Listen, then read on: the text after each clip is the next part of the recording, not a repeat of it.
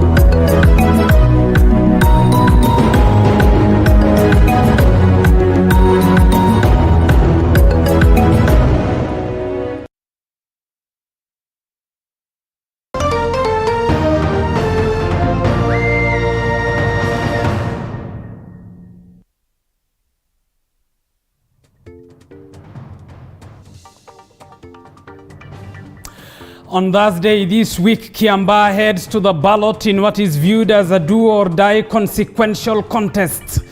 The ruling Jubilee Party will be seeking to avert a loss to the United Democratic Alliance that has made a seemingly irritating but impactful forays to the central region.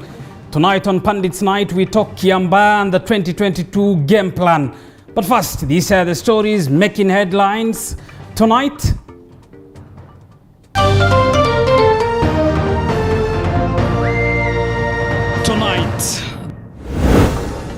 The body of murdered university student Sharon Otieno had 7 stab wounds. Government pathologist Johansen Oduor tells the court on the first day of the murder trial involving Migori Governor Okoth Obado. Also tonight, Nairobi University Students Association issues 48-hour ultimatum for the administration to review tuition fees hiked by 118%. Comrades' fee should be reduced and not increased. Comrades, power! Power! But their counterparts at Baringo Technical are protesting over lack of condoms. Wakitupata tukiwa kwa mapenzi, wanatupeleka mbele, unapata mtu anapewa extra. Plus, it's home stretch in Kiambaa. The campaigns have closed ahead of the mini poll on Thursday. Will it be Uhuru or Ruto?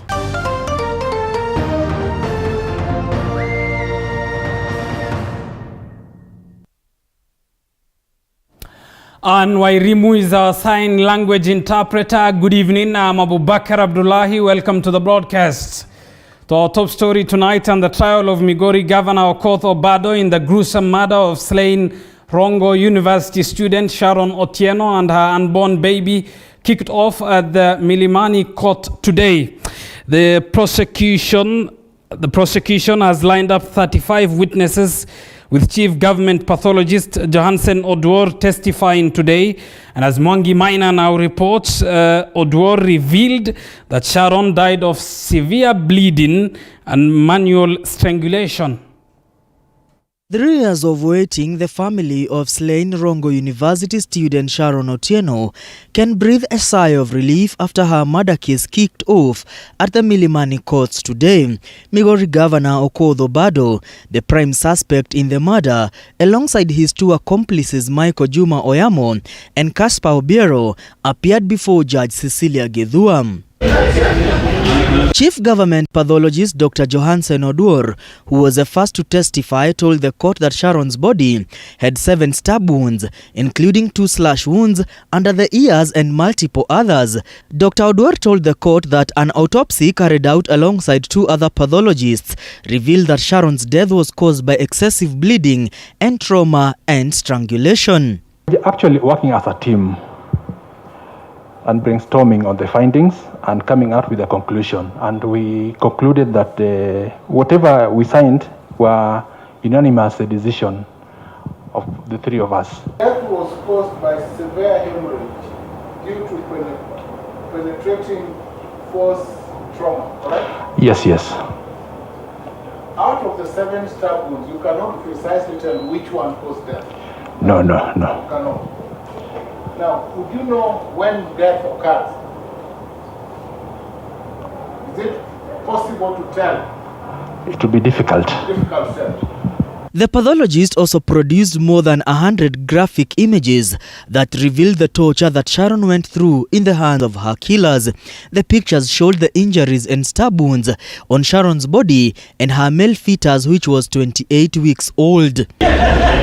Oduor revealed that the fetus died of the stab wounds and that Sharon's body was pale, an indicator that she had lost excessive blood. Sharon, a second-year medical records and information student, was carrying Governor Obado's baby, and her body was discovered at Kodera Forest in Home of County a day after she was reported missing in October 2018. With 35 witnesses lined up to testify against Migori Governor Okoth Obado and 2 others accused over the gruesome and horrendous murder of Sharon Otieno in 2018, the beginning of this case signals new hope to the family of Sharon that justice will finally be served after 3 years of waiting. Mwangi Maina, TV 47 from the Milimani Law Court, Nairobi.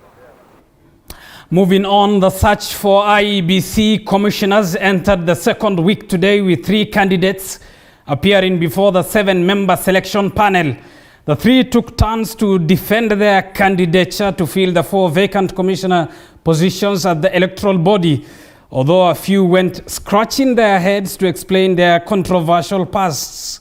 And as Musa Salah and ways of ensuring 4 IEBC commissioners entered day 4 with 2 lawyers and a businessman appearing before the IEBC selection panel, as all the 3 took turns to woo the selection panel on why they are the best suitable candidates to fill the vacancy at the electoral body. many others like you see. First to face the panel was former chairperson of the Kenya National Commission on Human Rights, Florence Jaoko, who told the panel that her experience at the Human Rights Commission would be a crucial addition to the struggling IEBC. I'm fortunate that I've worked in a commission, in a Chapter 15 commission, and so it may be an easier entry into their space. However, her mastery of the Swahili language shocked the panel, as Jaoko struggled to respond in Swahili when she was asked how she would explain her role as a commissioner to ordinary Kenyans during field visits. Unafahamu Kiswahili? Ninafahamu, lakini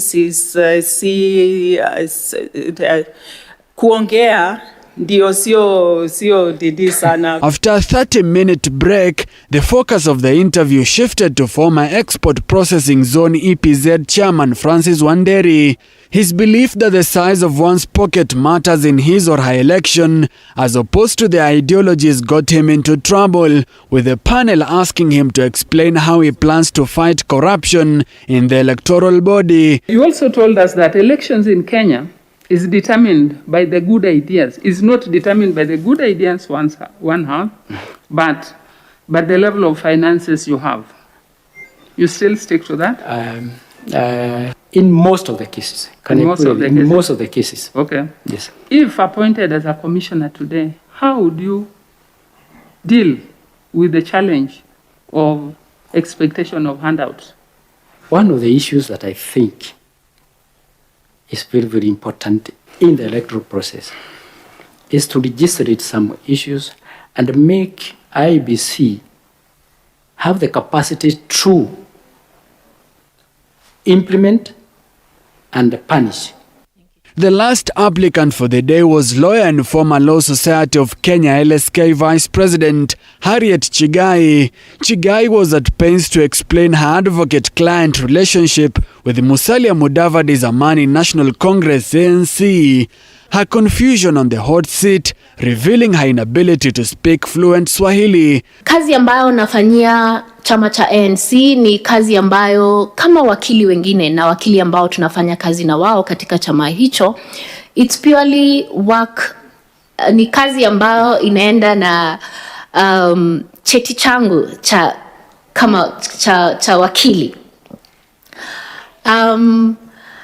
Cha muhimu zaidi katika kile kazi ambayo nafanya ni kueneza allow me to speak in English. The recruitment of IEBC commissioners continues tomorrow when 3 more applicants will be vetted. The interviews are set to go on until the 22nd of this month, with 24 more candidates yet to face the panel. Musa Salah, TV47. The way you have the constitution. Moving on, University of Nairobi Students Association is against the decision of the institution's council to increase school fees. The student leaders say the increment in fees will block a majority of students from vulnerable backgrounds from accessing education at the institution. The students say they were not involved in making the decision to increase the fees. Comrades are hungry. Yes. We are just hearing comrades dying, committing suicide on media. That is what should be addressed, not fee increment. Comrades, power! Power! Comrades, it is a gathering of some students of the University of Nairobi who came out to express their dissatisfaction with the council's decision to increase school fees. The students say the increment of the school fees was in bad taste due to the current state of the economy. The cost of training a doctor in the medical school, University of Nairobi, has been hiked from 400,000 all the way to close to 700,000. The student leaders say they were not involved in the decision to increase the fees.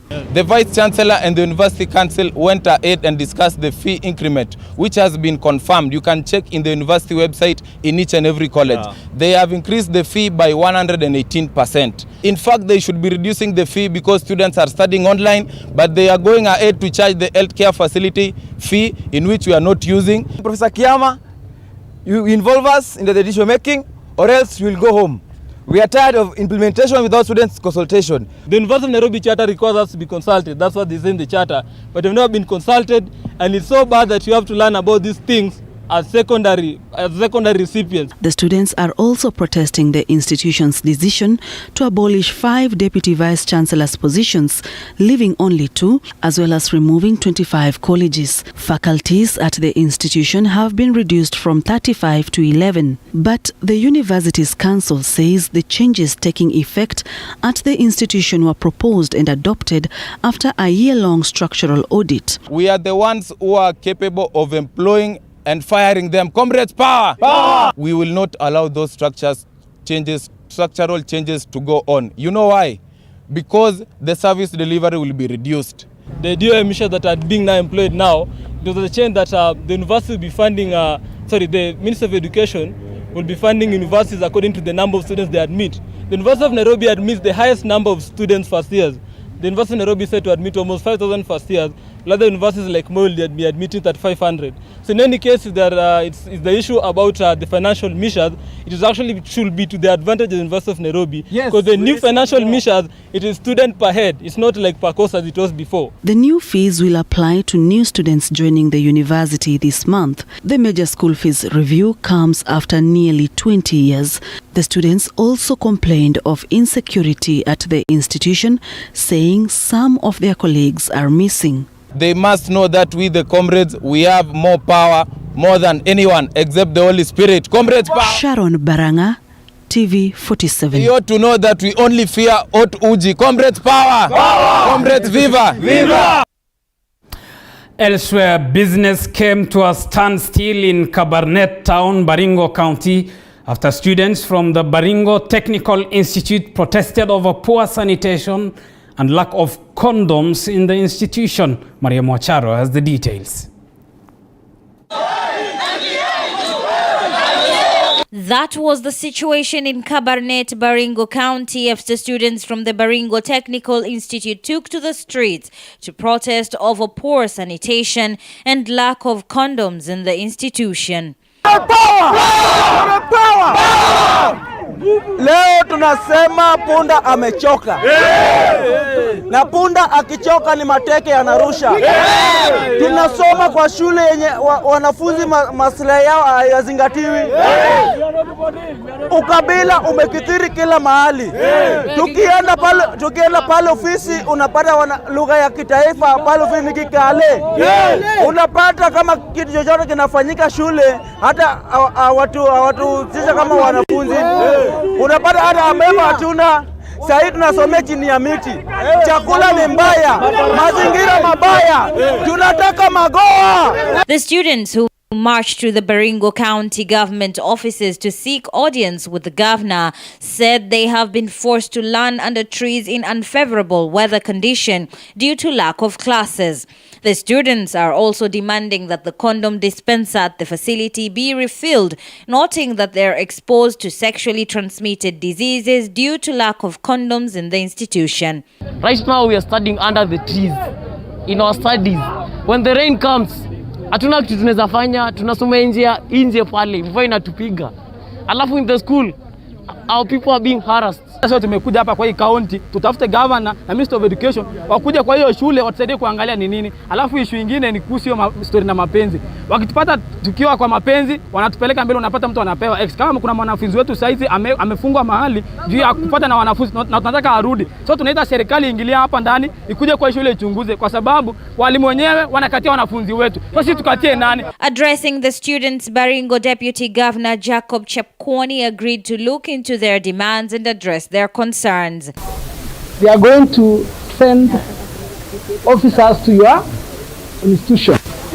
We are going to do a thorough check, a thorough inspection to see or to qualify your grievances. And with the director here, we have qualified officers who are going to come down. We have also our DC High. You also call another agency called ESCG. That's all. We shall send them, and also they will also check on what you are doing, what the administration is doing to qualify your grievances. And the process is going to be very thorough. Students pointed out the poor sanitation in the institution is as a result of poor sewerage systems exposing them to diseases. Mariam Mwacharo, TV 47. You're watching TV 47 News Tonight. Keep talking to us. Send us a message on 22047. Time for us to take a short break. Stay with us. We still have a lot lined up for you.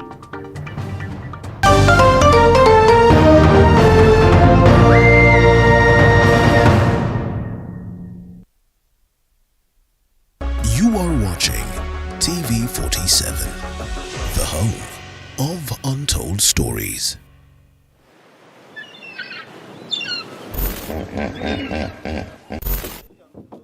Why crocodile inaweza tokea juu. Hiyo sijakula hata unataka nikufe kabla ni. I don't like it. I don't. Miss Kai na hipo ikitokelezea ivuruche simu yangu. No, ni sawa. Those who know me will tell you I'm not a lover of large volumes of water. But for you, we rove the different parts of the country and beyond just to make sure that we bring you the experience. We educate you, we entertain you, and we inform you.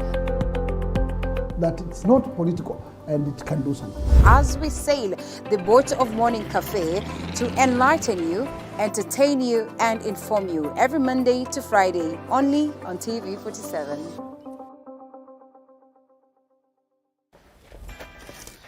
Woo. Construction can be quite a task, but how do you move from finding your piece of land, sourcing the right materials, getting the right labor force to put up your building? Or better yet, how do you source for a building that's already built? Just a small size of land can suit just a big mansion it because you are going high. How do you ensure you get the right finishes to bring out the aesthetic value of your property and make it not only look good, but also feel good?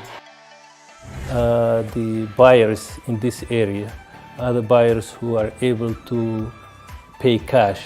Well, we have it right here on The Realtor on TV 47, where we demystify building right here in Kenya and analyze the property industry for you to take advantage when acquiring your next piece of property. Every February, we hear men joking about going to a men's conference on Valentine's Day. We laugh about it, the lucky ones end up having a decent Valentine's Day, and we move on. But what we do not know is that men actually do meet up. Men do sit down and have conversations about things that affect their day-to-day life. Let me ask, does money make the man? Give them the gifts, shower them with everything you want to shower them with, but keep your money to yourself. I, for one, have always been curious as to what goes on in a man's mind, specifically an alpha male's mind. Adam, yule kwa Biblia anasema ni mtu wa kwanza duniani. Wewe unadhani kama angekuwa hana yale matunda, hana ile garden yake pale ya kukaa, angekuwa tu ni mdomo tu anamfuata Hawa. Oya, mimi ni Adam. Welcome to the men's conference, where we make men alpha males. My name is Archie, the only female allowed at the conference. My name is Monica Nyashira Njobona. I am a wife. TV47, the home of untold stories.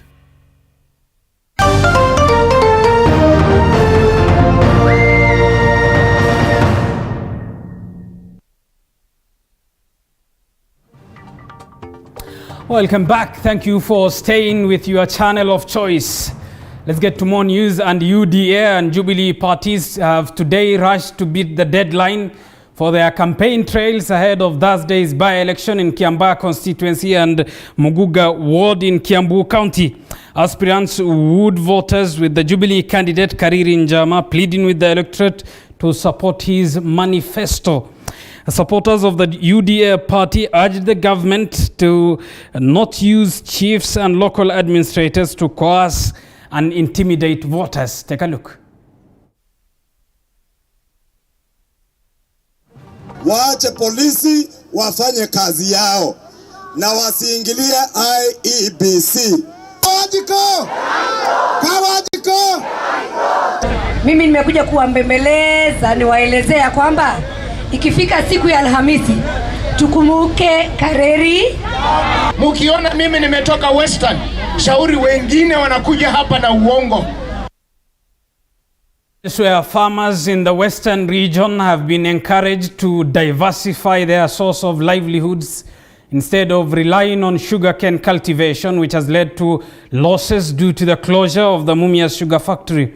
Speaking at the official opening of a fish factory in Kakamega County, Devolution Cabinet Secretary Eugene Wamalwa urged locals to embrace alternative agriculture for their livelihoods.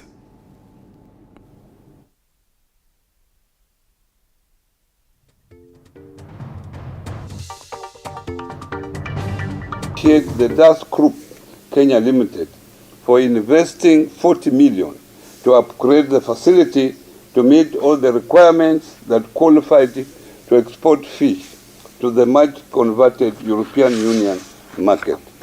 This factory will address the challenges fish farmers have had in marketing their fish. We no longer can accept to have fish that is coming from 10,000 kilometers away. You are told that we are in this region and we are taking fish from China. That is completely unacceptable. I think it's about time we diversify our economy, the economy of this region.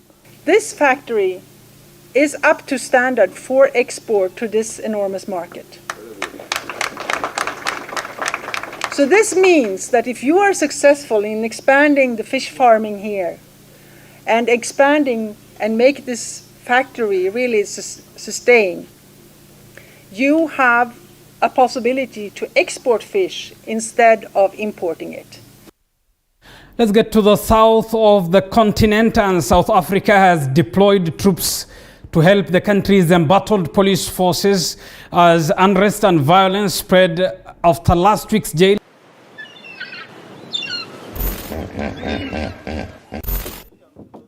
Why crocodile inaweza tokea juu. Hiyo sijakula hata unataka nikufe kabla ni. I don't like it. I don't. Miss Kai na hipo ikitokelezea ivuruche simu yangu. No, ni sawa. Those who know me will tell you I'm not a lover of large volumes of water. But for you, we rove the different parts of the country and beyond just to make sure that we bring you the experience. We educate you, we entertain you, and we inform you. That it's not political and it can do something. As we sail the boat of Morning Cafe to enlighten you, entertain you, and inform you every Monday to Friday, only on TV47.